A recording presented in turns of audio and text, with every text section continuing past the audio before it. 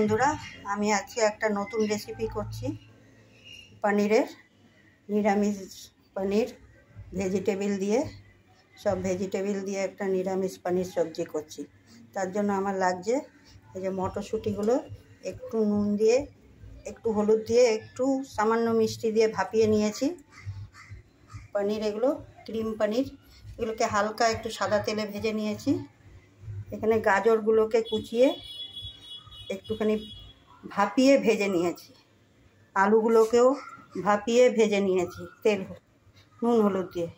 বীজগুলোকেও একটু ভাপিয়ে ভেজে নিয়েছি। এখন আমি একে একে এটা সাদা তেলে রান্না করব। কড়াতে সাদা তেল দিয়ে দিয়েছি। আমি এর মধ্যে 4টে কাঁচা লঙ্কা আদা বেটে নিয়েছি। আমি এটাতে কিছু ফোড়ন দিব না, এমনি রান্না করব। এটা দিয়ে দিলাম। আদা কাঁচা লঙ্কাটা দিয়ে দিয়েছি সাদা তেলে। তার মধ্যে আমি একটু ধনের গুঁড়ো দিলাম 1 চামচ, একটু হলুদ গুঁড়ো দিলাম হাফ চামচেরও কম একটু লঙ্কার গুঁড়ো দিলাম। এর মধ্যে কটা কিশমিশ দিয়ে দিলাম। দিয়ে এগুলোকে একটু কষাবো। একটু জল দিচ্ছি।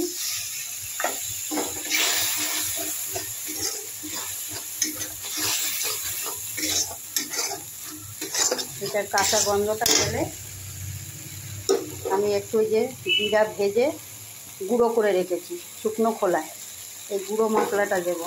জিরের গুঁড়োটা, ভাজা জিরে, এটা হালকা ভেজে এটা গুঁড়ো করেছি, এটা দিয়ে দিলাম।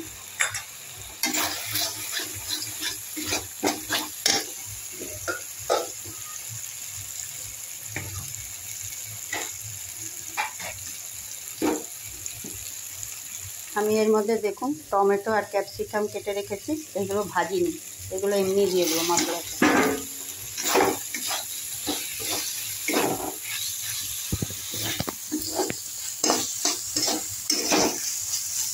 আমি একটা মিক্সির জার নিয়ে নিয়েছি।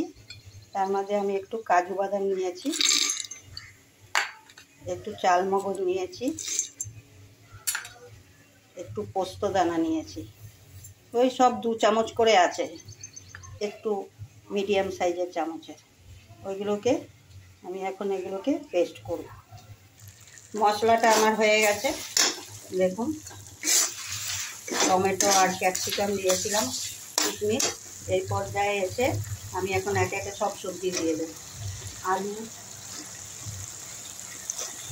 বিনস, গাজর, মটরশুঁটি সব দিয়ে নাড়া দেব। নেড়ে তারপরে একটু কষানো হয়ে গেলেই আবার ভাজা ভাজা হয়ে আসলে তখন আমি আবার ওই বাটাগুলো দেবো। দেখুন আমার তো সব সবজিগুলো ভাপানোই ছিল আর ভাজাও ছিল, যার জন্য সব সেদ্ধ হয়ে গেছে। এই পর্যায়ে এসে আমি ওই কাজুটা আর চালমগজ আর পোস্ত বাটাটা দিয়ে দিলাম। এর মধ্যে একটু চিনি দিয়ে দিলাম, যার যার পরিমাণ মতন চিনি, লঙ্কা, ঝাল, নুন আর একটা কাঁচা লঙ্কা দিলাম। কেন লঙ্কা বাটা দেওয়া আছে, শুকনো লঙ্কার গুঁড়ো একটু দেওয়া আছে, এই জন্য আর বেশি ঝাল দিলাম না। দেখুন এটা ফুটে গেছে। এই পর্যায়ে এসে আমি পনিরগুলো সব দিয়ে দিই। আর পোস্ত যখন বাটবেন তখন জল ছাড়া আগে বেটে নেবেন, তাহলে পোস্তটা ভালো পেস্ট হয় মিক্সিতে।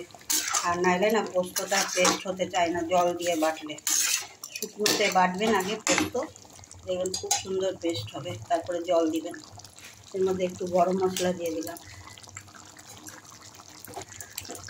দিয়ে এখন আমি এটা নামিয়ে দেবো। আমার হয়ে গেছে ভেজিটেবিল পনির নিরামিষ। দেখুন আমার নিরামিষ পনির, ভেজিটেবিল পনির এরকম হয়েছে দেখতে। এরকম করে বানিয়ে খাবেন।